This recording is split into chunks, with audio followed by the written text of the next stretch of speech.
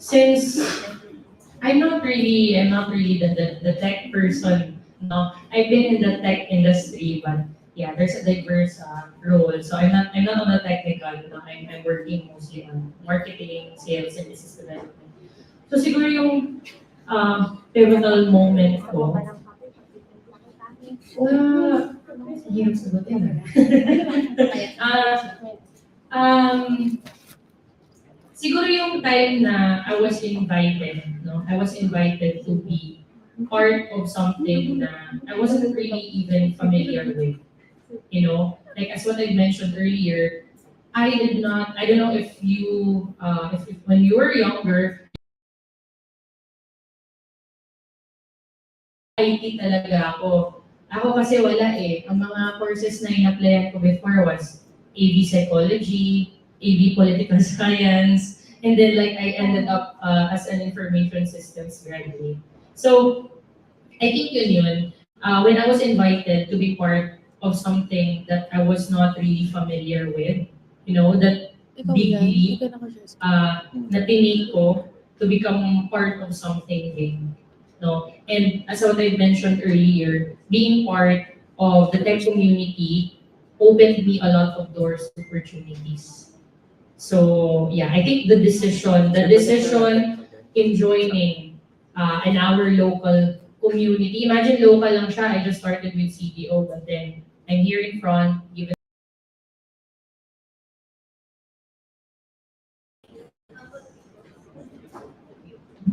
I guess I have more experiences to draw from because I'm much older again. Yes, I many pivotal moments, but I guess the very first one was an awareness that I was already excelling. How did I know?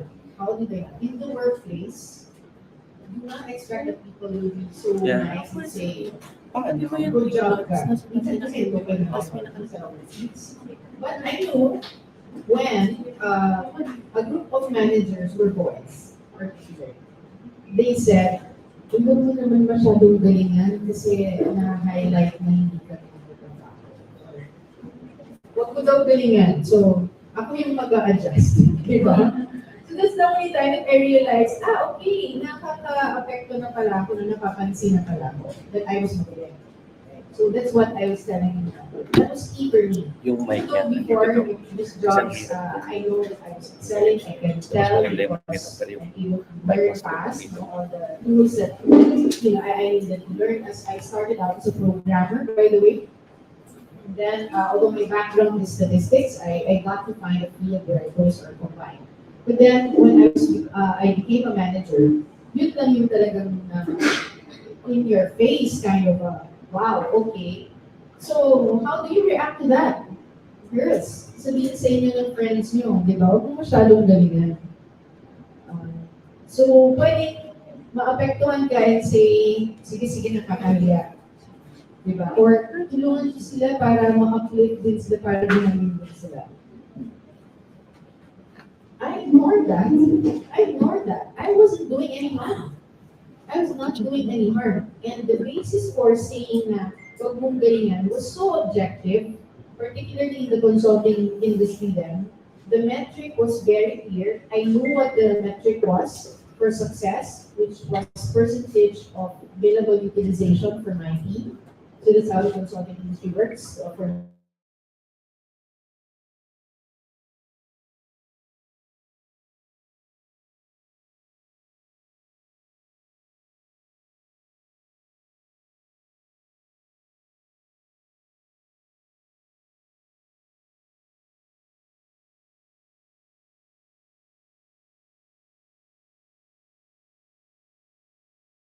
and mapansin din sila.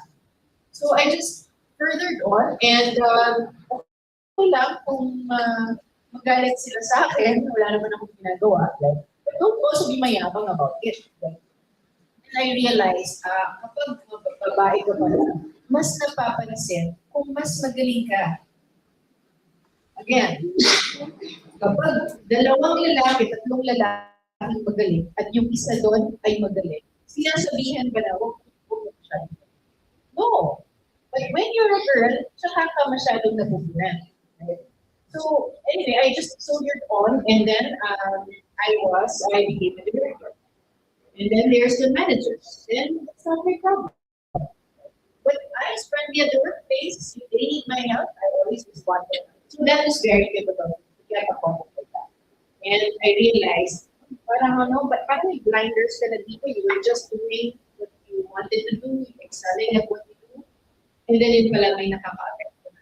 May nakaka-apekto na sa work. So just be conscious of that, but don't let that slow you down. Thank you so much. It's really about that taking a big leap of faith and in your faith. Share ko lang din, no? So, we were 40 students in my batch of CS, and then 10 of us are girls. So, talaga literally 1/4. So, yung kaming girls pa yung mga, hindi to mayabang moment. Okay, mayabang moment. Bragging right. Kaming girls yung naging mga cum laude. Diba? Talaga yung year face moment. So, do you guys have any questions for our speakers? Yes. Please introduce yourself and ask away. Wow, I love that you wrote it down. This girl's taking notes. Hello po, my name is Casey po. I have a question po for the both of you po since so I will start po to ask my question po. But first po, so may minute po ako kasi nahiya ako talaga. Okay. So I am a student po na who wanted to join tech communities that is outside our school borders. And it was mentioned earlier po na join tech communities po could possibly help us individuals po to learn something new po from different experience peers po within the tech communities. I wanted to ask po if you guys po know specific tech communities po where I could try to join or volunteer po. Aside or yung mga tech communities po ba that was mentioned earlier open po for ano po. Thank you so much. Ms.Isabelle as your Ms.Isabelle. Ayun. So yeah, I invited you to join a community earlier, no? So yeah, we encourage you to do that. So siguro sa specific community, and as what I mentioned also earlier, that there are a lot of tech communities. So I think it's best for you to know kung ano talaga yung path or direction that you would like to take. So like for example, if you want to be an Android developer, right? Or like, there's a specific tech stack that you're very interested in learning. Kasi hindi lang kasi siya, you can have multiple communities, right? Even the DEVCON people here, I know they have multiple communities. So siguro if you're not yet familiar with other tech communities, maybe you can do your research, or you can start with DEVCON. Diba? You can start with DEVCON. Kasi ako, DEVCON was really a big help for me to get to know all the other tech communities.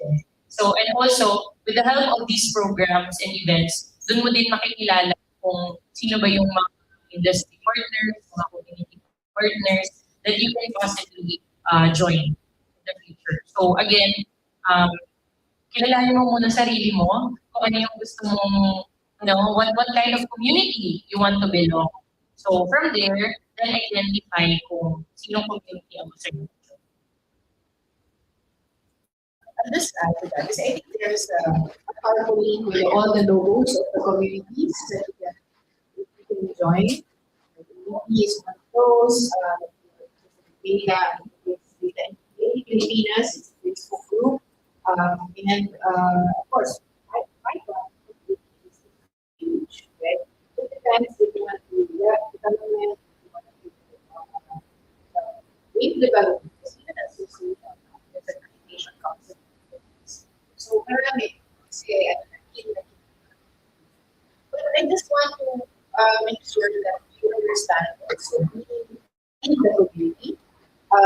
It's not passive that you are there and you are listening to speakers. The community is you have to be engaged and you reach out the people in the community where you need help for. So you have to maximize, this is also your time. Iba parang hindi, okay, student lang na ano ko, time, exam break. That's your time that can be more productive. So if you're just taking it passively, taking it on passive, whatever you hear in the communities, hindi mo na ma-maximize yung value ng community mo. The essence also of community is everyone is helping each other. Yun talaga yung nature niya. No? Parang open source community feels talaga yan. Kaya sila na-join kasi they want help. Now they're looking for people who need help. So, and actually they also need it for themselves. So that's what we need to understand lang when you become part of it. So maximize being by engaging, by asking for help, by looking for mentors, right? And finding opportunities where you can, uy, saan ba mas magandang pag-learn? Kasama yun eh. Or kung nag-itigis na kayo, naka-capstone, kapag pwedeng yung company niyo po, Sir Dom, baka may pa-capstone data sa that's what it's for, right? It will help you with resources that are outside of the school borders. So that's the value. Can I add an answer to that? As a community journey, you want tech tool, there's no community for it. There's like AWS, the user group Philippines, you have the Google Developer Student Club, you have Google Developers, you have Microsoft Student Community, and you even have like Mozilla community, you have Python, the PyPy, diba? And then we have Mozilla, akala ko dati browser lang siya, diba? And then we have a community for it. And then yung thesis ko, like, it's about AR. Gulat ako may Abra, the ARB community. Ang dami-dami yung community pwedeng salihan. And again, doing research, that's why we're here to network, diba? Know each other, diba? For you, Oliver,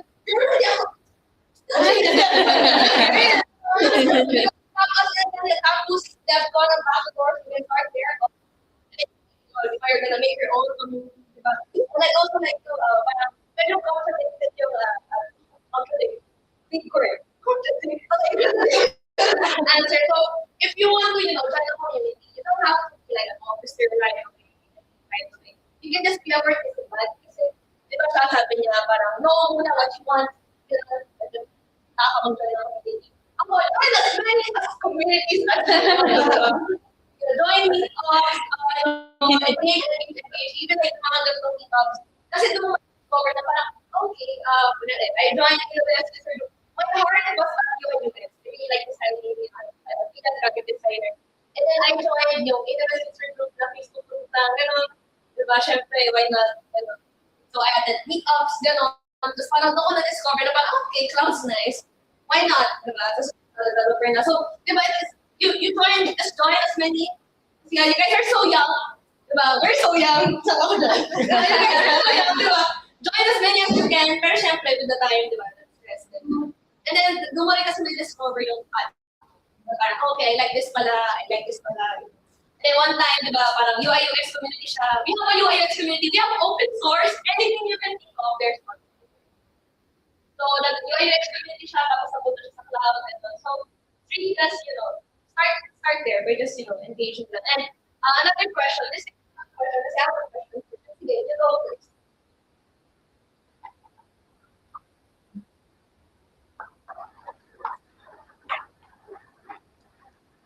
Hello po, my name po is Sonny. I'm from National University of Manila. But I have a question po for the both of you. Being a mother, being a woman in general, there are lots of expectations from us po. We are more inclined to advocate ourselves compared to men. Did you feel pressure to do more? Like, was there a time where you had to choose between work or family or any other aspect where one party could be compromised?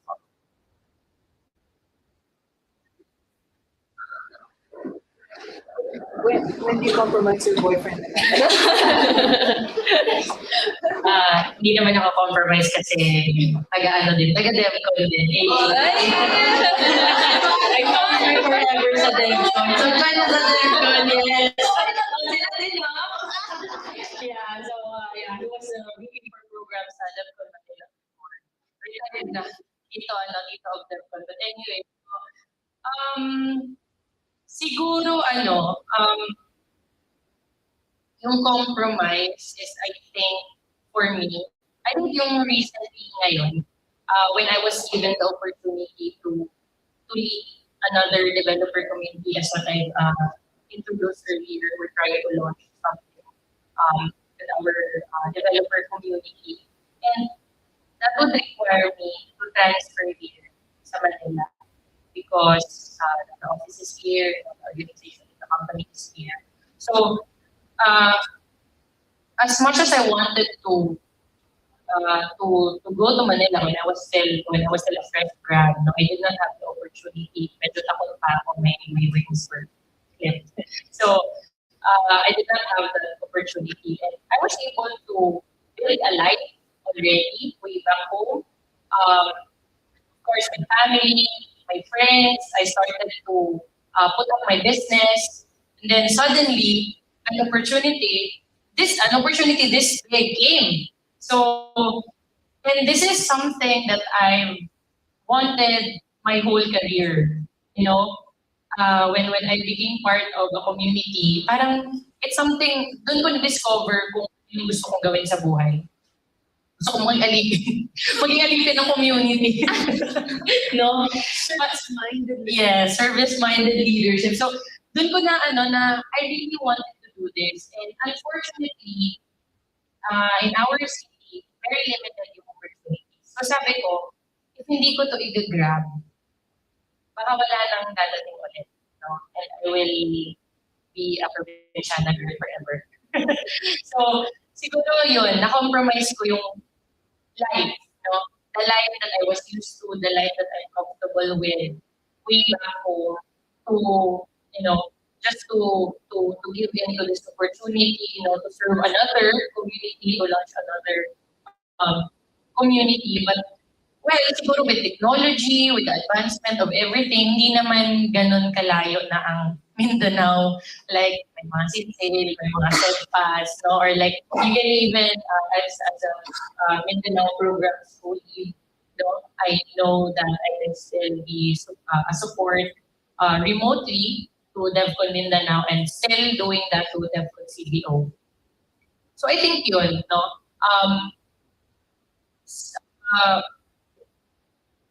Dadating talaga tayo sa point in our lives wherein we have to choose, no? And ayun, if you want, well, I have a choice naman to stay at home, get a different job, no? But that will not be fulfilling on my part, no?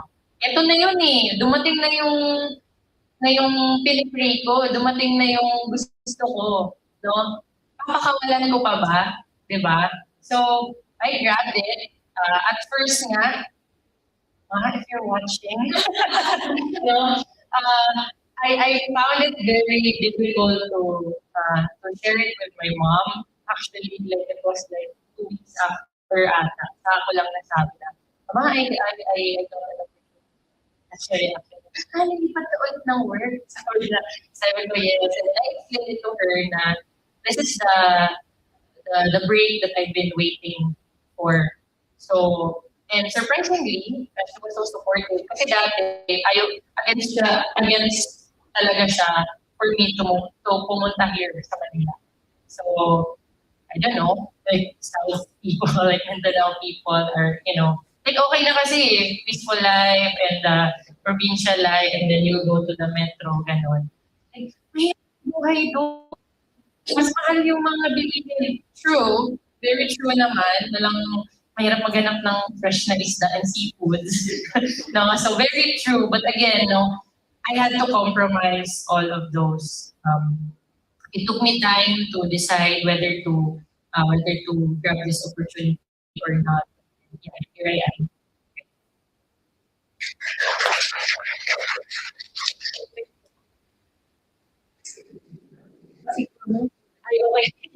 Sorry.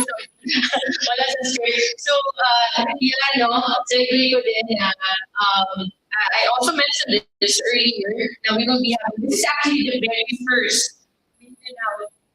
This is the very first summit in Mindanao. So previously kasi per chapter yung summit namin.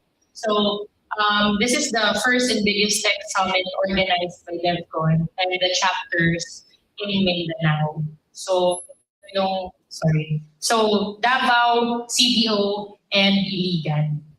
So, ayun. I'm part of this. And I know, Darla was actually asking earlier, so paano po yun? Paano niyo po ma-handle yung responsibility niyo as Mindanao Program School? Sabi ko, hindi naman siya challenging kasi like, di ba, when COVID started, the pandemic hit, everything was almost possible remotely. And then again, as I mentioned earlier, hindi naman ganun na kahirap mag-travel right now. Medyo sanay na din. So, yeah. So, this is Mindanao Summit 2024. So we're actually participating in ideas so that's next next month. Wow. Yes. Hindi, but you're here na pala. Yeah, so AEP is planning to figure on next. So I just want to go back to the question because that's also very important. I mentioned that as a natural barrier class. So when you are asked to compromise your family because you have to do something for work, that is really a very tough choice. In my case, I would like to say that I was able to design my life around what is important. So first, we have to know what is important. And my goal in life as a person is very personal, and I'm sharing that with you. I started with a personal goal to be able to attend to a PTA session anytime. That's how I need to design my career. So if I'm able to do that, I will consider myself successful in my career. And I've been doing that. So for me, that's my only metric, and I'm so happy that I was able to do that. I was able to design my life, my career around that. And my favorite job, the best job in the world, for me is being a mother. And with you see that the metric is like that. This is my ideal job, all the jobs that I have. So that has to have kailangan aligned with your career goals mo sa personal goals. Maybe it's hard for us to imagine young ones, but career, I want to be, you just said it, you need to excel in your career, right? And do that, right? But make sure that you compromise a new level of care on that. For me, always family, always family. But there were many moments that was tested. And the key, if you're not able to attend to family because work is really pressing, and you know that the long-term meaning of is if you do this for your career, you're going to achieve that personal goal of yours. See, pwedeng mangyari yun. Naman talaga, di ba? So the key is also having someone to support you in making sure that the other one is not so compromised naman. And in my case, that is my husband, and actually, no other guy I know will be able to suck his ego up and allow me to thrive in my career, in whatever I choose. So I was so fortunate to find a person like that, and he had been supporting me ever since, such that childcare is a shared responsibility. It cannot be just because I was saying that I designed to take care of our children. It's not literally you're the only one who's doing that. So make sure that, yan, isang kayo, sa point na yan, babae man o lalaki ang kapartner nyo sa buhay, it needs to be a shared responsibility. So, 2 key points to making sure the compromise doesn't happen, or the impact or effect of the compromise is not so bad. Let's have one last question. Yes. Oh, sige. Let's have sige. Let's have two more. Sige, she will go first. Hi everyone, I'm Justine, and for everyone's information, I'm a recent graduate already. I'm not studying anymore. So just before my question, just a little bit of context for you to understand. I've been working already. Actually this is my second job now, but I have this trauma from my first one. I worked in the DOJ of the Philippines, so very male dominated, working with lawyers, prosecutors, and I was one of the under the assistant secretary of the technology. So one of my projects that I handled is I was working alone was to redesign the open data of the DOJ. Yes. So all of the people who I was working with are all males. So even at the higher ups, they were women. There were women, but they were like on a different department. And I had this trauma because I guess as during my undergraduate years, I was also student leader, GDST at UX. So I was really advocating for women empowerment. But as I step onto the real world, as I'm really that, really excited, like, oh yeah, women empowerment, woo! It was really different when you're really going outnumbered by men in the workplace. It's really different, like doing so little like that. So thankfully I am out of there now since that was my experience, and I've been in a foreign company now that has flat hierarchy and very diverse people. So my question was, because my trauma is still here, so were there any instances where you felt your gender hindered your progress?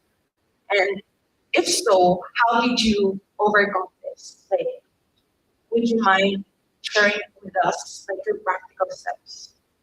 How did you overcome these obstacles?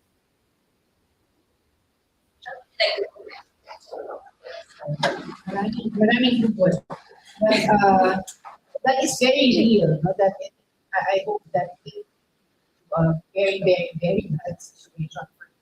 But first of all, yeah, you're still here. You're still, positive about life, and I think that also motivates you to be part of these inspirational talks for women, because we need to inspire more and share these situations. Tayo tatanga-tanga na may ganito in the real world, right? So I am in those situations. I was also in those situations. And I feel like when I was much younger, nakakasama talaga maging babae, lalo na,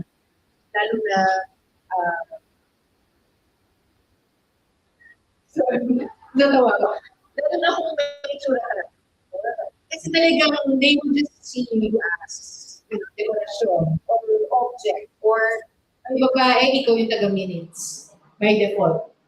You feel that? Or not yet because you're not in the But there will be those situations that you will be different. Again, another career talk for women.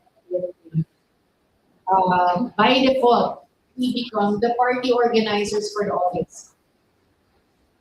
Wala lang. Kasi naisip nila, hindi nila naisip na kasi organized ka. Hindi. Dahil babae ka.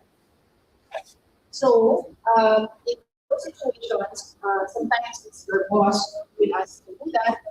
Diba? Mayroon yun.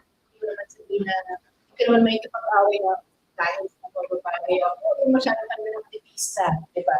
So, hindi natin ko din ang maayos. So, in those situations, sometimes it is worth doing the first time and then say, next time, ikaw naman. Sa lalaki mo counterpart or whatever, right? Next time, ikaw naman. Ganyan mo kasi dapat mas magaling kasi sa kapano. Diba? So there are the things that can play into the like that. But in some cases where you are somehow objectified, right? What I do, leave the situation, walk away from it, and if you have access to, if there's proper HR in the organization, you complain directly. I did that. Let them handle it. I'll be out of that situation. I do not want to make it worse.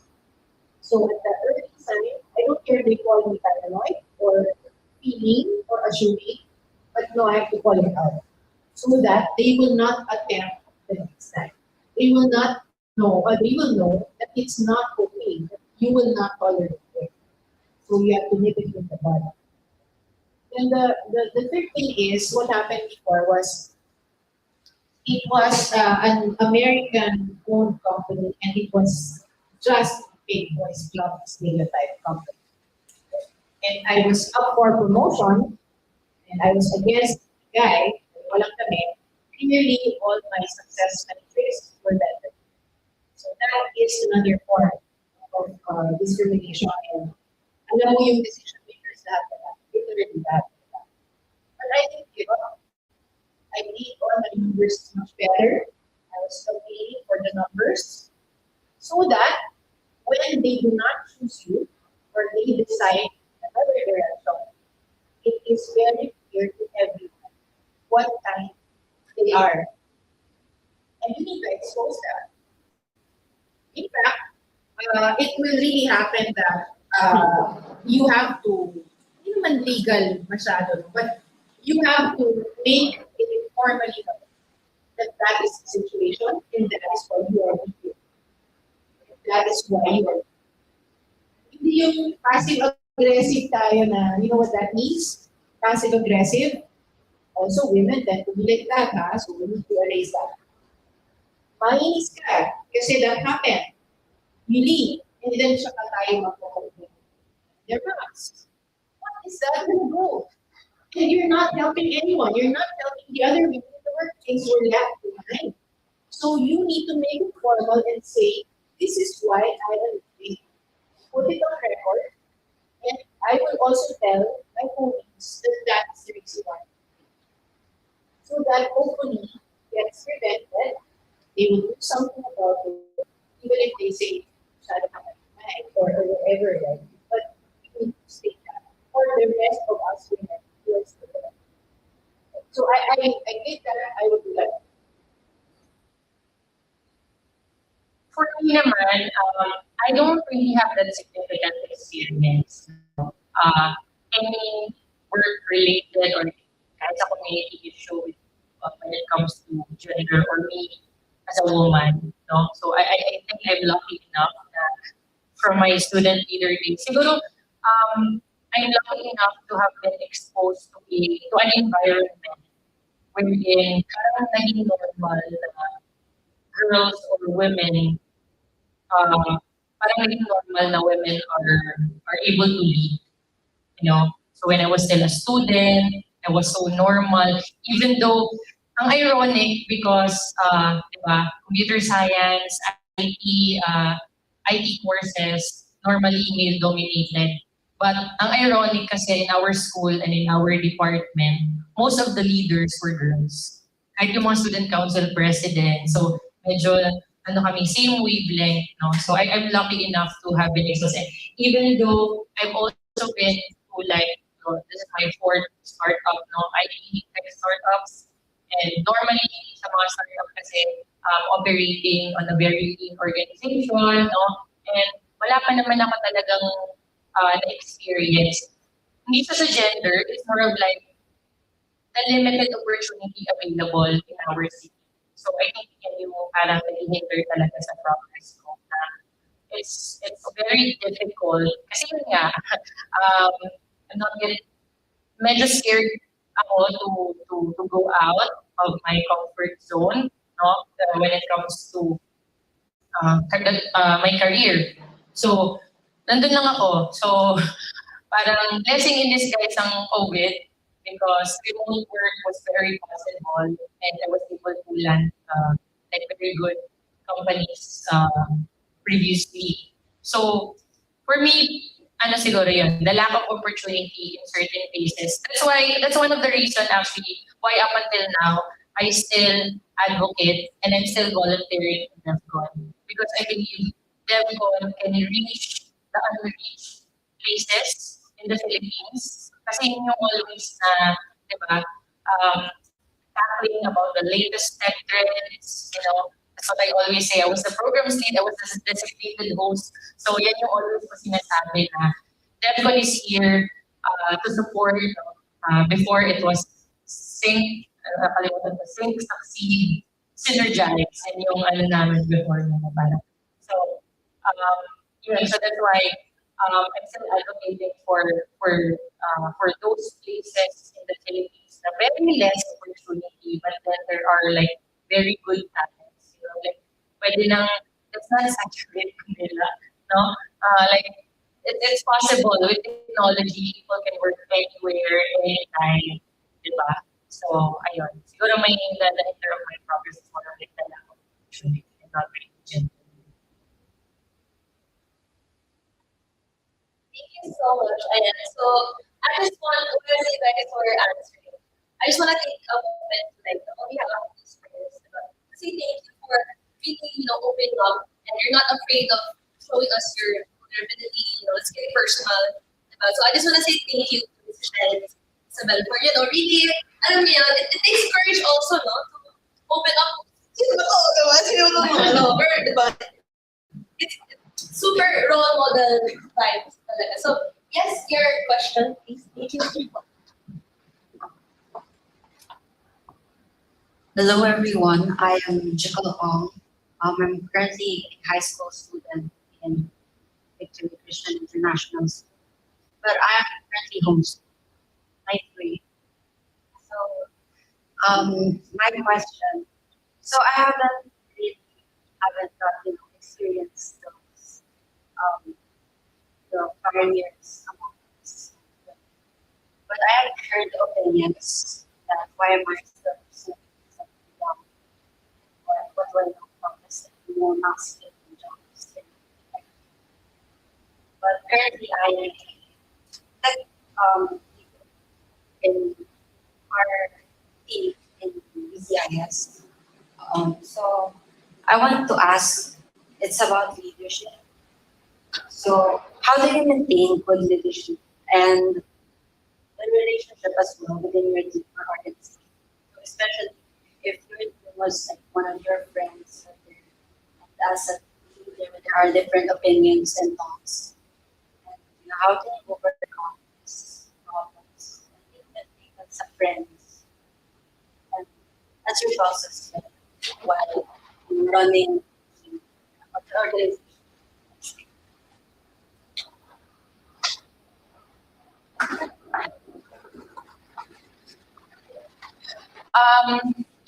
So on my experience, when I was a student leader and when I was also leading the community and CEO, it was challenging. So I consider talaga like pinaka-challenging part when you're a leader is the people.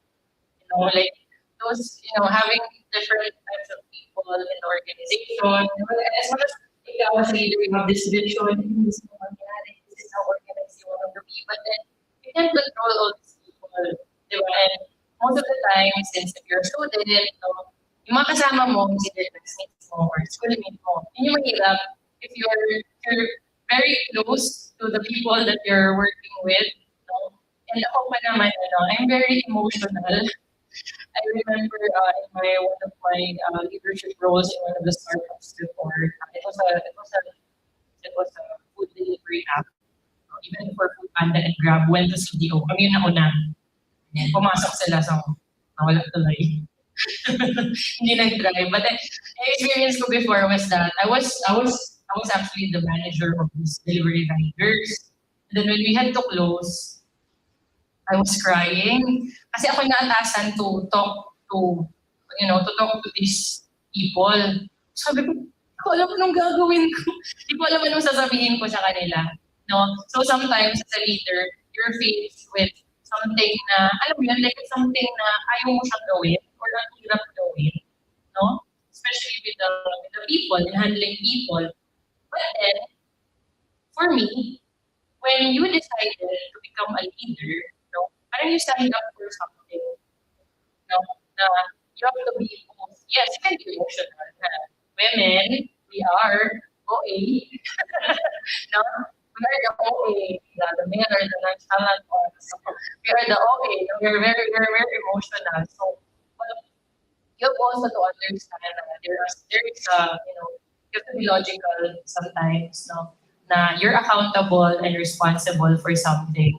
No? As much as you want your emotions to get in the way, you have to uh, decide, no? You have to decide kung ano ba yung mga good, no? What are the things that you need to do for the organization.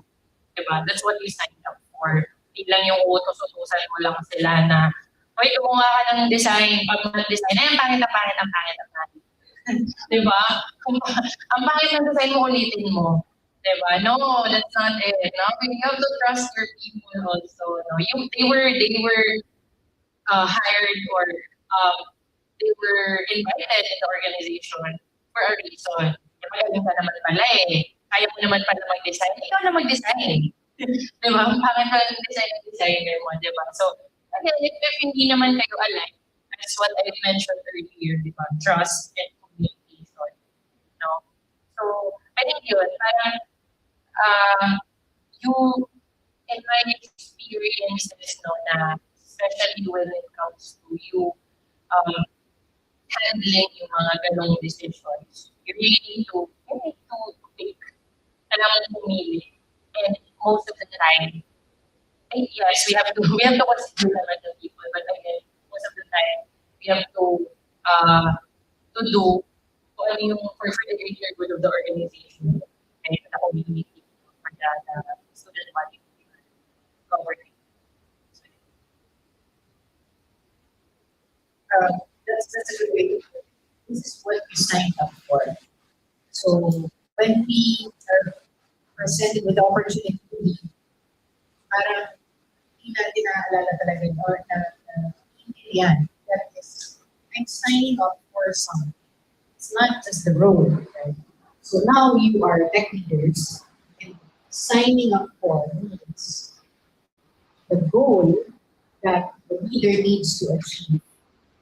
You own that. You own the achievement of that goal. So you are given a choice. Do you want to do the top-down approach? You want to take para lahat ay goes towards the goal? Or do you want to make sure that everyone is working with you? Ayun, collaborative leadership. Service-minded is a different thing, but when you are collaborative with leaders, that is a different style altogether. That means I need to get your buy-in. Alam mo why we are doing this together, and so I can get the most that you can give towards this goal. When you move to the next member, how can I make you contribute more? If it means spending lunch with you more, kasi friends tayo, pero nagkakaintindihan tayo.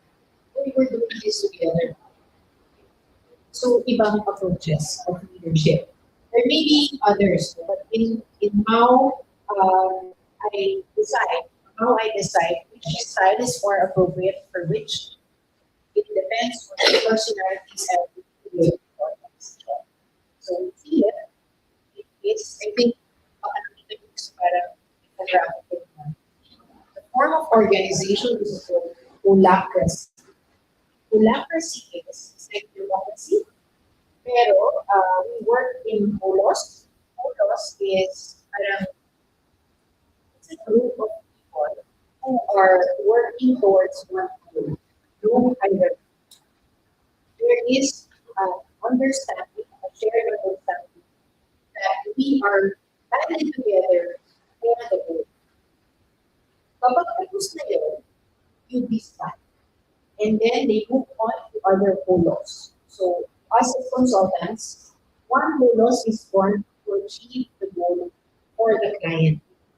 But the same problem for the client is that and then we form other polos with us.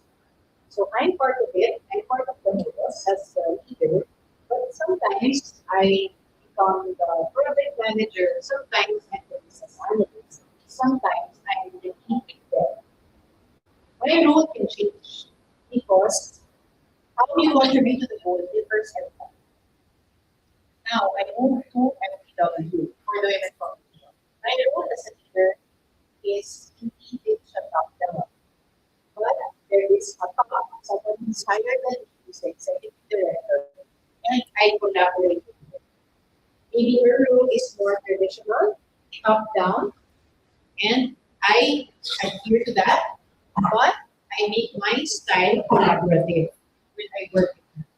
So somehow you have form of control because you are leader ka din. Leader ka din.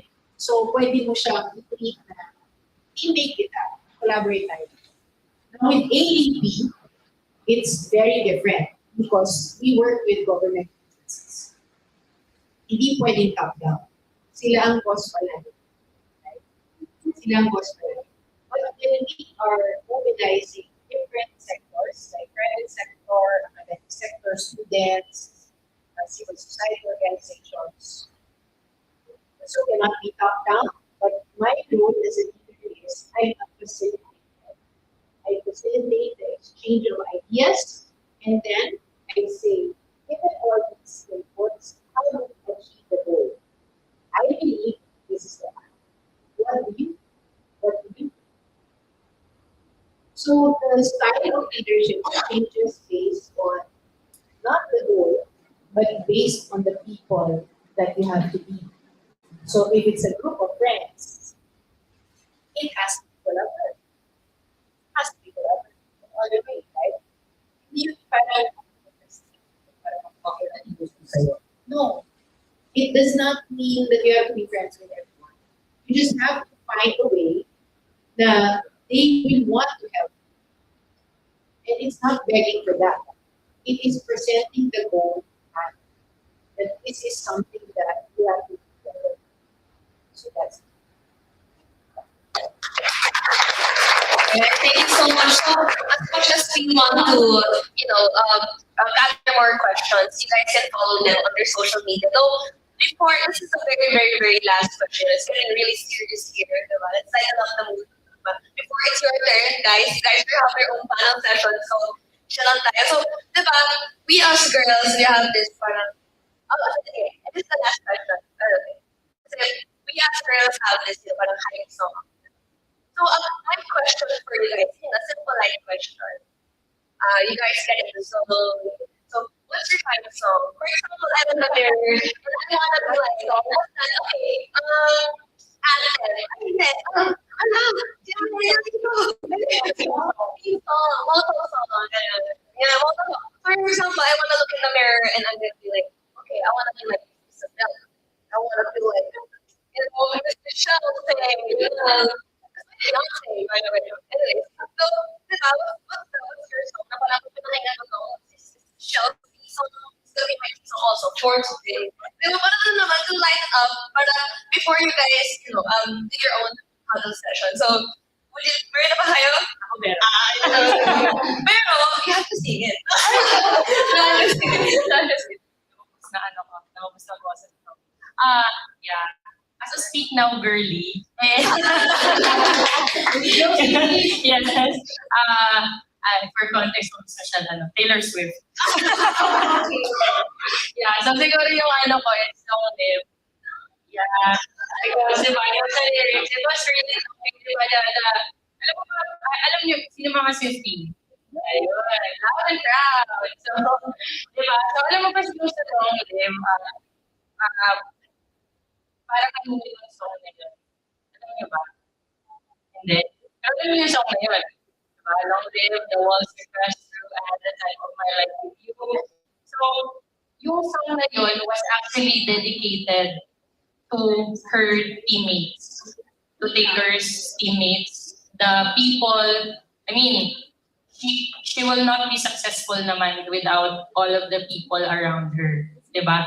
The dancer, backup singer, the band, technical and everything. So she dedicated that song to all of these people. So parang ako din, somehow, being part of a community, again, as what I've mentioned, parang somehow utang na loob ko sa community kung ano man yung mga opportunities that came to me. Diba? So parang ganun din na with this family, with this very wide and big family, no, na community na minsan yung iba hindi ko nga kilala eh. Pero alam ko we're part of one community. Diba? So, inyo ano ko na long live, no? I had the time of my life with you, diba? So, yun. Thank you so much. When I just share story, Miss Michelle, I took a peek on your phone. Theme song is basically your favorite song. Na parang just really just, you know, an upbeat song that makes you happy. It doesn't have to be like a super women empowerment. You know, for example, yung yung kay Abby, di ba? Alam mo, yung baby ka naman. Something like a favorite song. Okay, for example, yung The Beatles. Okay, mga Tears for Fears, di ba? Beatles, generation. Oh, wait, ano ba? Let's get Ako, High Society. Beyonce, just giving you Tears for Fears. I love Tears for Fears. Michael Jackson, which is, by the way, one of my favorite artists of all time. No, your favorite song. Your favorite song. I get it now. So actually, I'm not really a musician, right? But my kids are super. So when I work, complete silence. So medyo I'm that type of person. When I get in the zone, I really shush sometimes at the house. But then they start playing their songs. They're like Gen Z, 19, 20, that age. Two college boys. See, even in my house, ako lang yung babae, di ba? Pero they listen to me. They all listen to me, even my husband. So, they play all these types of songs na kaya lang ako nakarelate sa mga sweet. I didn't even know that she sounded like that. I can't distinguish her from Ariana Grande. I'm so sorry. I'm so sorry. I know that's no to say. But I really like this song. If you watch Hamilton, when the theme song is like my shot. Right? I'm not shot. I don't know to Google, but I'm not throwing away my shot. It's a rap. I can't. I don't want to say that. But the vibe, and I remember it being played, when I saw the musical. It's really like, and then there's also that song that says, why is he always running out of time? The title. That's also me. I feel like I have to rush things. I have to do things right away, and then I'm not throwing away my shot. Whatever it was given to me. This opportunity. This spot right here, I'm not throwing it away. I'll make it worthwhile for you. You came out on a Saturday morning, I'll make it, I'll take the shot. And I hope that it's going to mean something after today. So yeah, that's my song, my shot. Okay, thank you so much. Okay, one last super duper, I know you guys are hungry, but like super duper last questions from Nina, she's DEVCON Cody. Hello, Ms. Michelle and Ms. Isai. So, hi, I'm Nina. I'm currently a third-year computer science student, so also part of DEVCON. So, I would like to comment first of all yung mga shy babies. Nakikita ko kasi yung mga shy babies natin dyan and who is really confident na to talk and to ask, like genuinely curious sa mga natin speakers. So, it just shows na alam mo, if you're surrounded by women talaga, you're really in a safe place. Di ba parang, ayun. So, here's my question lang po. So, my question is, what can you advise us as our mother and tita, not as a tech community leader nga po. So, what can you advise a student as our mother and tita? Like, how can we continue in life? How can we be like you someday? Parang as our mother and tita, not as a tech community leader. Tita and bagets kasi. Grabe kayo. Lagot kayo. Mother. Sige. So, no, I can relate so much to you. No, again, I was also once a student leader. No, BS in organizations. So, siguro advice that I can give is don't get frustrated agad. No, in my life, well, at least, alam mo yung, ito yung plano ko, pero iba yung nangyari.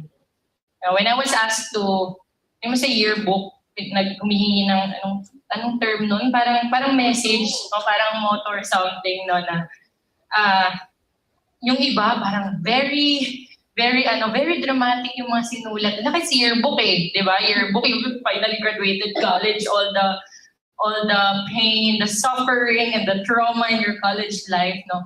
Ako naman, yung sinulat ko doon is that my college life was not what I expected, but it was more than what I wanted. Kasi, hindi talaga yung in-expect ko. Imagine I entered college being a BS accountancy. I wanted to become a lawyer, a CPA lawyer. Feeling. No, I wanted to become, and then eventually, iba yung naging outcome. I mean, like, very 360 turn. And that's when I realized na ganun pala sa life. No? And most of the time, we get frustrated every time our plans are not, di ba, hindi nasusunod. Ako ganun ako. If you're watching, tulog pa ata yun ngayon. Yan yung pinag-aawayan namin ng boyfriend ko always. No, graveyard shift, tulog always, ganun. So like, as sinasabi ko na parang, I get frustrated when my plans are ruined for the day.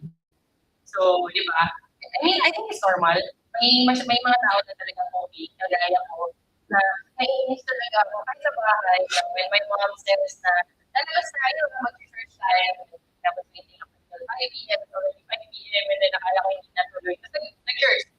Sabi ko, it's already late. Okay, fine. And then you get frustrated and your emotions get in the way. And that's what happens most of the time.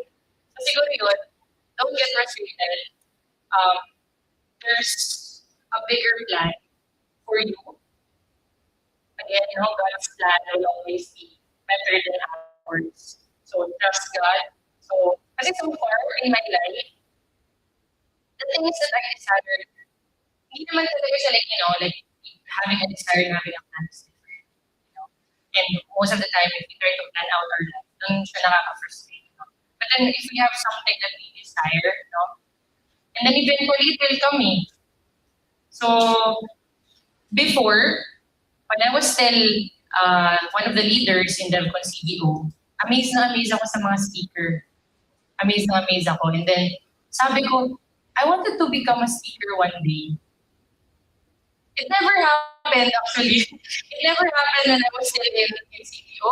Kasi nga ako yung expected to lead, to organize, to host the event and all. And then, like, my two co-leads, they already experienced being a speaker. Kasi yung isa naging project manager, yung isa naging UI UX designer, and sa Pacific. So they go, ba't ako hindi ako nasa speaker? Di ba ako magaling? Sabi kong gano'n.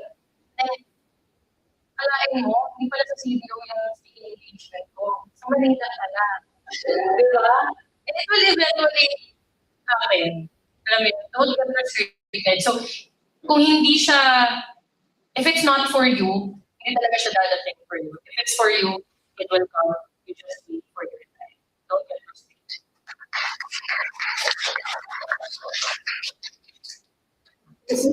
What's the advice? Asa ba gets?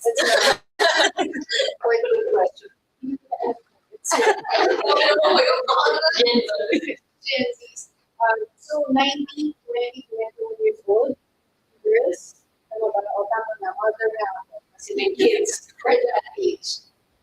And giving that perspective, the mother of boys. You know what? They never got afraid. They were never afraid to try out stuff. Napaka-natural din sa boys. Be brave. But I cannot compare, kasi hindi na ako nagkaroon ng but if you get that perspective now, since birth, they are born with courage. We need to catch up. And we cannot feel that, we should not feel, we should not make that part of our state kayo, kasi, ganyan kayo by design, right? I'll take care of the house. I will not work to go to a career because I'm like that by design, and you are like that by design. So that cannot stop. The purpose of sharing that design dream with you is you understand that you have a bigger purpose in life, which is to take care of others. But like you already take care of yourself, as I said. But then I also want to ask, bakit ba tayo shy? What made us shy? You won't believe it, I was shy before. I was very shy before. I was. You think that I grew up with 5 siblings who are all girls.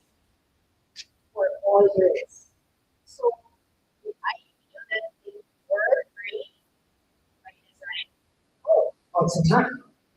But we felt that we can rule the world because no one else was telling us or comparing us with others. We could not do that before. So I just pushed on and thought this mindset, walang barriers. No one is putting limits in my head. So I grew up that way.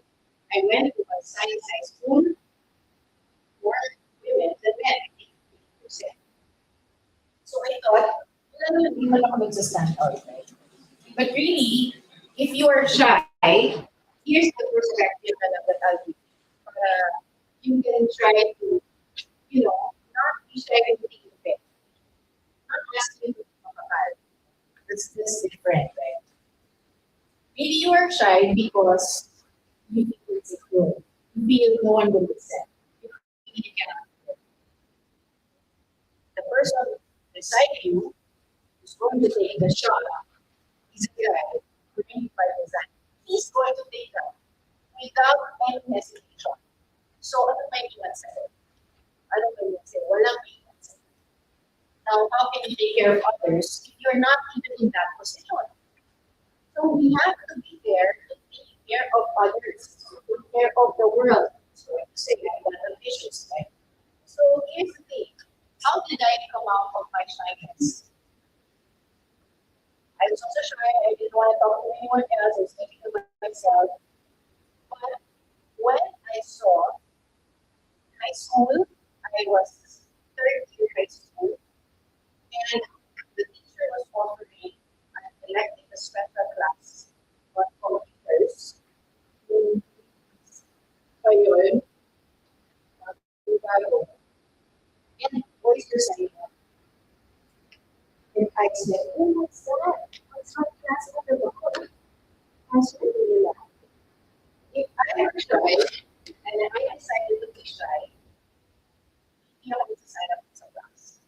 Because I was so interested, I let go of my shyness. I didn't mind if I were the only girl in that class. And because of that, I took up statistics, I took up computer programming, and I'm doing analytics. So if I decided to be shy, I right? So make sure that you try to rationalize in your head. Bakit kaya ba ako bigyan? May mawawala pag hindi ako bigyan. Mas malaki pa yung mawawala kaysa doon sa mawawala. So that's the question. So when logical lang naman, diba? Logical, not emotional, you don't get to involve. So here, what's going to be lost? If I do not know it, that's what I'm doing. Right? I cannot use opportunities just because I am withholding myself. By the way, you are doing that yourself. Huh? You are withholding yourself, not others. Do not blame society. Do not blame society, girls. It's all you. But because it's all you, then so yeah. So we should. And Before we close this panel discussion, let's all also give a big recognition and acknowledgement to Ms. Jigal, the high school students here. Thank you so much for coming here. You're understand all the Roblox. Minecraft. Oh my God. Thank you so much for coming. And then, Ms. Michelle Alarcon, Ms. you have touched our lives so much. So let's give again a big round of applause for your enlightening discussion on leadership and community building. Actually, puro discussion kasi so your insights have truly enriched our understanding of these crucial topics. And because of that, we would like to present this awarding of appreciation, certificate of appreciation to you guys. To present is Ms. Rachel Perez and Ms. Nina Bautista, she's DEVCON co-lead and the for group. So we're setting up for the photo op. Alam mo, may nakita ko quote, I don't remember which was on video. But this is what I did at Assoc. This is what I really think in my mind every day.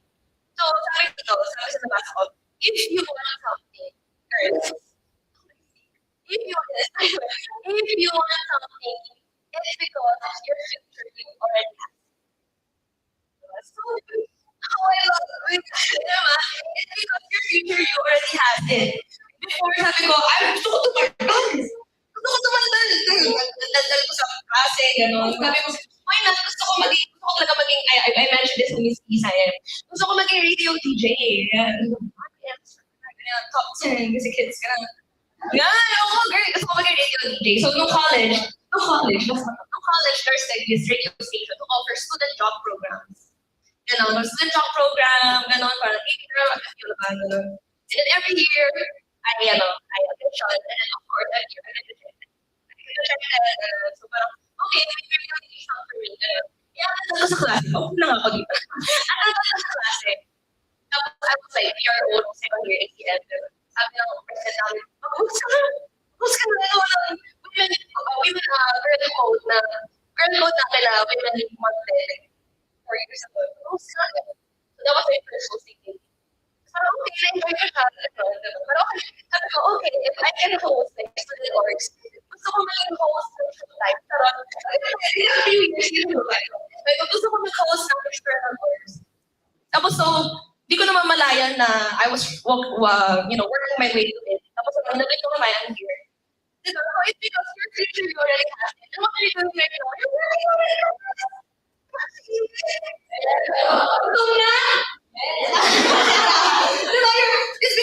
You want to be a student leader, you want to be something. And you're already working through it. So again, thank you so much for coming. And dahil dyan, okay, so we're gonna have a quick lunch break, So we're gonna have a quick lunch break. So in order to get your lunch, sa order ka na.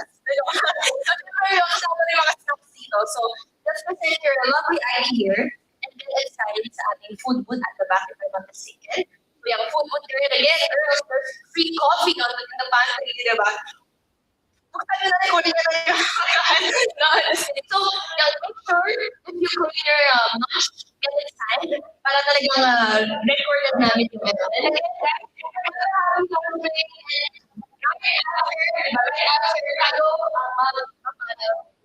so, interesting. We're having a speaker. So, yeah, we'll be right back. And again, thank you guys for being at the first session of DEVCON Mindanao.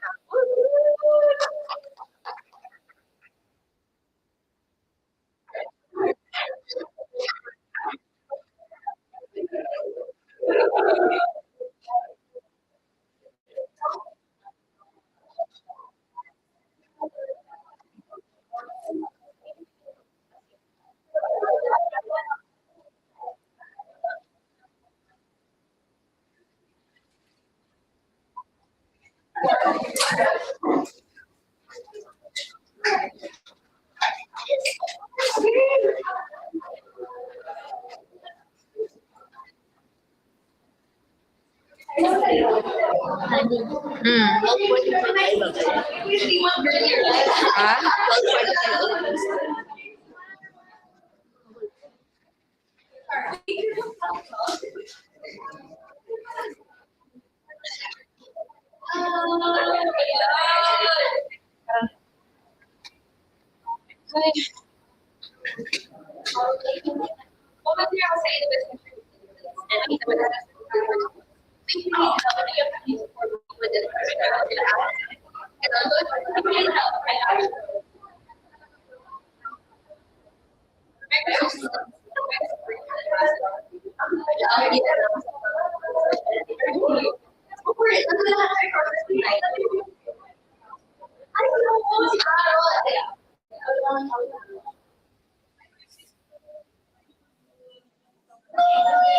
YouTube video. Yes.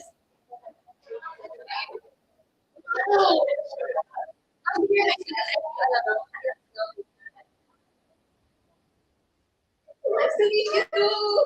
I'll show you too. So you want to be MLS? Numbers here, numbers.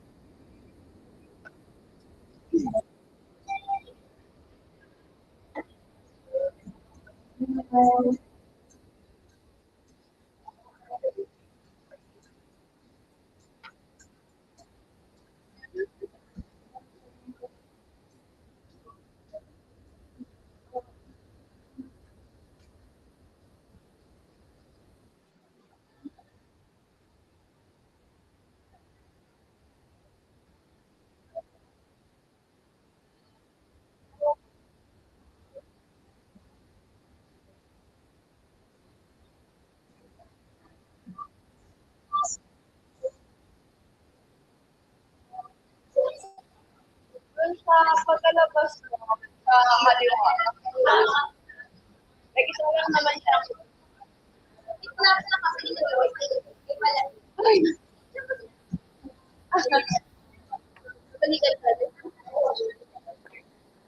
Wala kanina ka pa halo ng halo. Kain na ako, ang sakit ng tiyan ko. Ano sa kanya yung meron kasi ako.